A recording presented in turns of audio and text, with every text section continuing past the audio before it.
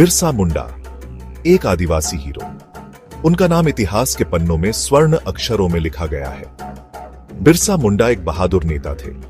उन्होंने अपने लोगों को संगठित किया और उन्हें अपने अधिकारों के लिए लड़ने की प्रेरणा दी। वो अपने लोगों के लिए लड़े। उन्होंने अपने समुदाय के खिलाफ हो रहे अन्याय का विरोध किया और उनके हक के लिए आवाज उठाई।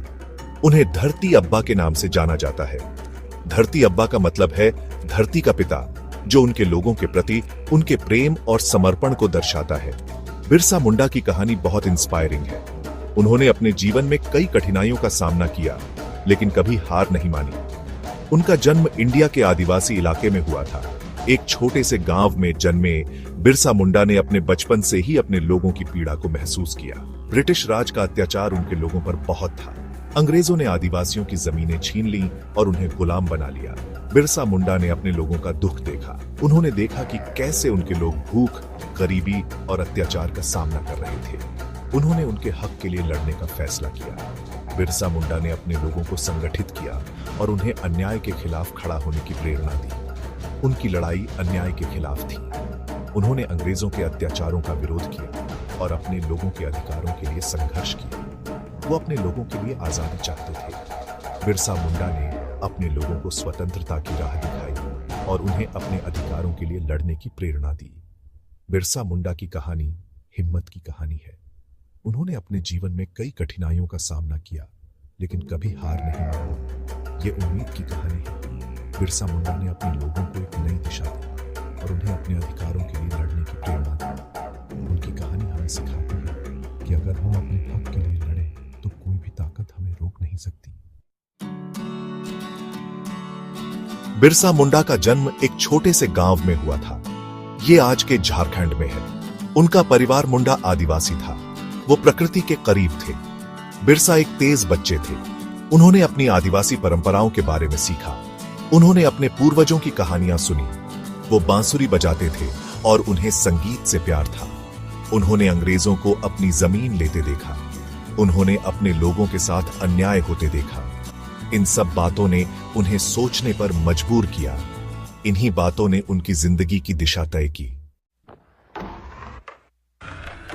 अंग्रेज व्यापारियों के रूप में आए थे। धीरे धीरे उन्होंने जमीन पर कब्जा कर लिया। आदिवासी जंगलों में रहते थे। वो प्रकृति की पूजा करते थे। अंग्रेजों ने नए कानून बनाए। ये कानून आदिवासियों के लिए अन्यायपूर्ण थे। उन्होंने अपनी जमीन खो दी। उन्हें अंग्रेजों के लिए काम करने पर मजबूर किया गया। आदिवासी दुखी थे। उन्होंने अंग्रेजों का विरोध किया, लेकिन वो संगठित नहीं थे। बिरसा मुंडा ने उनकी परेशानी देखी। उन्हें पता था कि उन्हें कुछ करना होगा। बिरसा मुंडा ने ब्रिटिश राज पर सवाल उठाने शुरू कर दिए। उन्होंने अपने लोगों की गरीबी देखी। उन्होंने उनका शोषण देखा। उन्होंने वापस लड़ने का फैसला किया। उन्होंने अपने लोगों को एकजुट होने के लिए प्रोत्साहित किया। उन्होंने उन्हें अपने अधिकारों के लिए लड़ने के लिए कहा। उन्होंने उनकी समृद्ध विरासत के बारे में बताया। उन्होंने उन्हें उनकी ताकत याद दिलाई। बिरसा मुंडा की बातें लोगों के दिलों में उतर गईं। उन्होंने उनमें आशा की किरण देखी। वे उनके संघर्ष में शामिल हो गए। भाग 5, बिरसा का नेतृत्व और आंदोलन। बिरसा मुंडा एक नेता बन गए। वो युवा और निडर थे। उन्होंने अन्याय के खिलाफ आवाज उठाई। उन्होंने आदिवासियों को संगठित किया। उन्होंने एक आंदोलन शुरू किया। यह ब्रिटिश राज के खिलाफ था। वो आदिवासियों के अधिकारों के लिए लड़े। वो अपने लोगों के लिए आजादी चाहते थे। बिरसा मुंडा का आंदोलन मजबूत होता गया। ज्यादा से ज्यादा लोग उनके साथ जुड़ते गए। वो उम्मीद का प्रतीक बन गए। वो उनके नेता, उनके रक्षक थे। भाग 6, उलगुलान, द ग्रेट टमल्ट। बिरसा मुंडा का आंदोलन शक्तिशाली हो गया। इसने ब्रिटिश राज को चुनौती दी। अंग्रेजों ने इसे दबाने की कोशिश की, लेकिन वे इसे रोक नहीं सके। इस आंदोलन को उलगुलान कहा जाता था।